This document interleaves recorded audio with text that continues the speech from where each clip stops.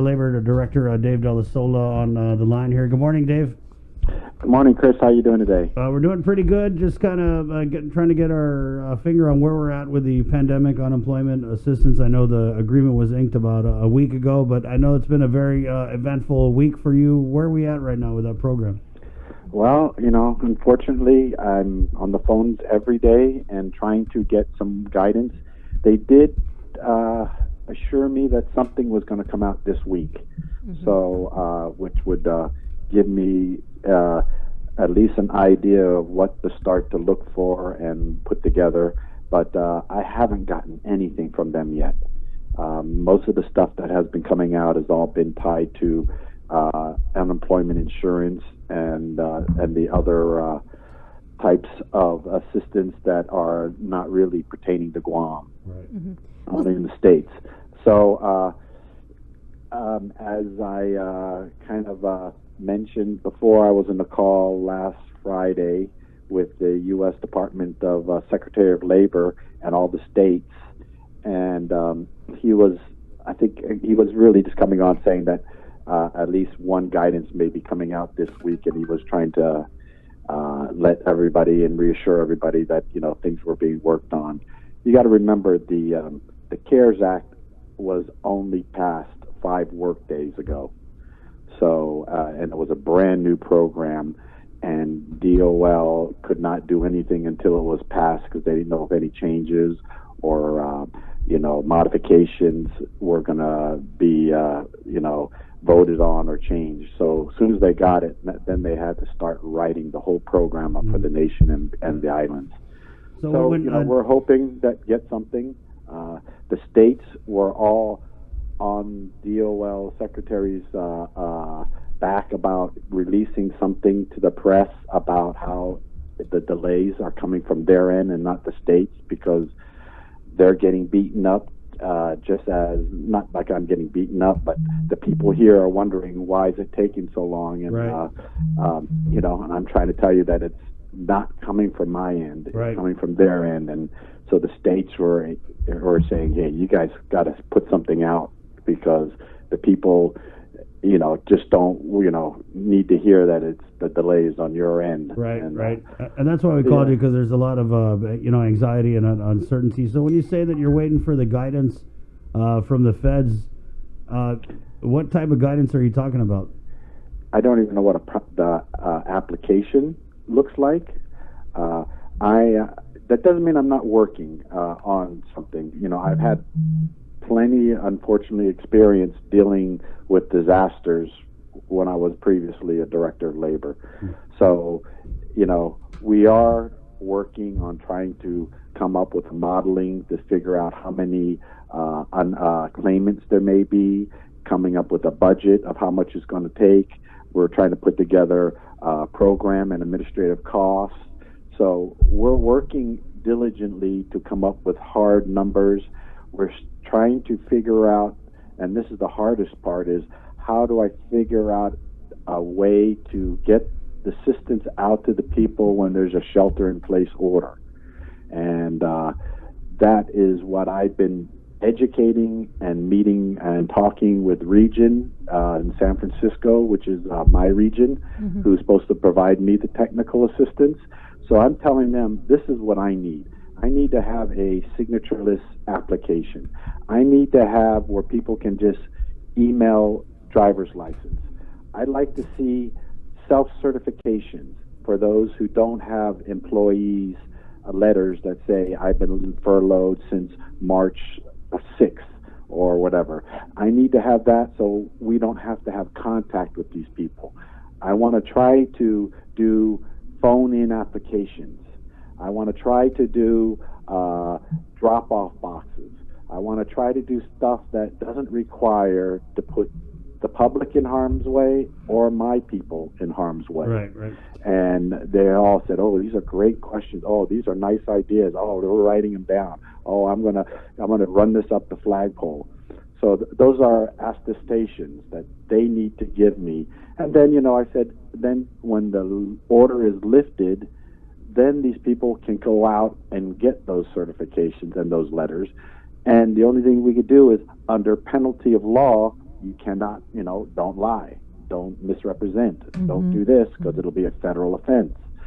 And there has to be some trust in order for us to move this. I mean, it is a federal program, and if you lie and you say that you're out on February, 26th, and you weren't really out at that time, then you could be audited.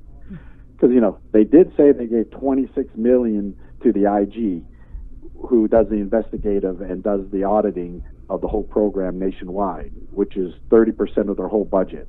So they were quick to point out that they're the IG is standing up the program to audit, and so David, sorry to interrupt, but the rapid response at dol.guam.gov, where are we as far as numbers? Because we've got our numbers from Mary Rhodes. I'm not sure if they folded that in with what you got. So can you just give us some numbers? Well, my numbers, like I said, we're getting like 500 to 650 emails a day.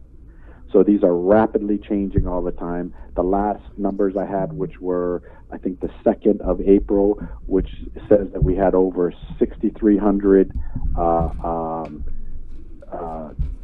displaced workers furloughed or laid off, with about close to 6,000 with reduced hours.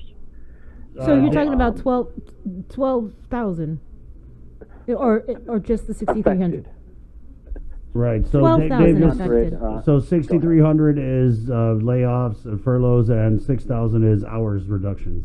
Yes, hours of reduction. Okay. And they're growing quite rapidly. And that's not including GHRA, the tourism industry, really. correct? Not really.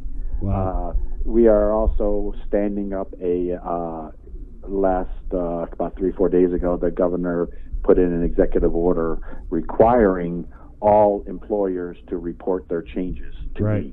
Yeah. And we're trying to figure out an automated system so that they could put it in. And really, the gist of it is not only to track the unemployment, but really it is a tool for us to verify the applicant. So if, like, a hotel says, they furloughed 300 of their people, and with all their names and everything, and then these people come in and start applying, I can cross-check it and use it as a quick way to verify that Joe Cruz from, Hotel XYZ, and I see that, oh yeah, Hotel XYZ gave us their furlough listing. I can cross-reference to that and say, yeah, this guy was furloughed, March 27th, and then I can move that application forward. So it's an easier way for employers to submit their furlough list and not have to give it to all 300 or 5 or 6, or it's a good way for me to cross-reference. If Joe Cruz says I was laid off on the 27th of March from company XYZ, I can go to company XYZ and say, okay, yep, he said they verified it that it was the 27th. So it's a quick verification tool that we can use. And then when the company starts hiring them back, they can submit it in, and then we can use that as another way to cross-section that. So that is being developed so that it is an automated, like an Excel sheet or a web-based tool for them to just put in, and then it'll quickly be quantified and electronically sorted so that we can use that as a tool. Dave, I know that you're working with and waiting for guidance from the U.S. Department of Labor on this new pandemic unemployment insurance program. Is there any sort of deadlines that have to be met, anything that has to be turned into Congress so that this... No, it's just, okay, Congress here's the program? basically just passed the program and then turned it over to DOL. And now DOL has to implement it. Okay. Right. And write it up and provide the guidance, along with the half a dozen other programs that they just keep. You can see every week there's a new program or new assistant. I can keep track of all of them. And it's hard. Well, you got to. It's on you, Dave. A lot of pressure. when I say I can't get, I Yeah. can't. I'm only staying in my lane. Yeah. But there's so many SBA type loans. Yeah. There's so many Right. that, and everybody asks me, oh, how about this? How about the PPP, which is a great program for employers to use? And then there's the FLMA. There's the sick leave. There's so many things, and these guidances are just coming out trickling. Right. Yeah. And they give you a little taste, but they don't give you the full details. Mm-hmm. And but like I said, we're continuing to move ahead. I'm just putting together the plan, and as soon as I get what I need, I'll just start tightening it up and so that I can quickly as possible put in a proposal. Right, Dave. And, I want to give you the floor here because obviously I've been in contact with you. We're getting just so many calls about assistance. So just to give you the floor, and I want to let you address the 12,000 affected workers, not including 15. with the hotel restaurants. So it's just everybody who's struggling right now, been affected by COVID-19. What's your message to these people who are waiting for this pandemic unemployment assistance? All you people out there who are my friends and my family, too, we just have to hang in there. This program that's rolling out is happening nationwide. And if you watch the news nationwide, you will see that we're in the same boat. They are waiting for guidance. They're waiting to put this program in. We are not on the top of their list, but I'm fighting with them every day. So just use the resources that you have wisely and for food and to hang in there. Most of your bills should be deferred so that you don't have to worry about any of those bills, rent, loans, payments, and you can utilize them for your food and your household supplies. I am working as fast as they allow me with the information that I'm getting. I have experience with dealing with a lot of disasters. The last several disasters that happened under my watch back when I was a director of labor with Pong Song Hwa and Chataan. And I am writing these things up. This is going to be a challenge to figure out a way to automate it and to get a safe solution for you guys to be able to apply and for us to turn them in.